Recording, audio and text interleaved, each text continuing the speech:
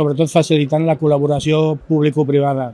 Això és bàsic, perquè ajudaria a molts projectes a que es puguin dur a terme. Seria aquesta col·laboració público-privada faria que sortís tal com ho dius. Sí, sí. Jo crec que s'hauria de preguntar qui no està d'acord, perquè realment és un tema, vull dir, que ens afecta a tots els ciutadans, a les empreses, òbviament, treballadors, vull dir, no hi ha ningú que no estigui a favor d'aquesta burocràcia de reduir-la i simplificar-la. Aquí hi ha moltes coses que flueixen. Home, jo crec que també una major flexibilitat del mercat laboral també ajudaria.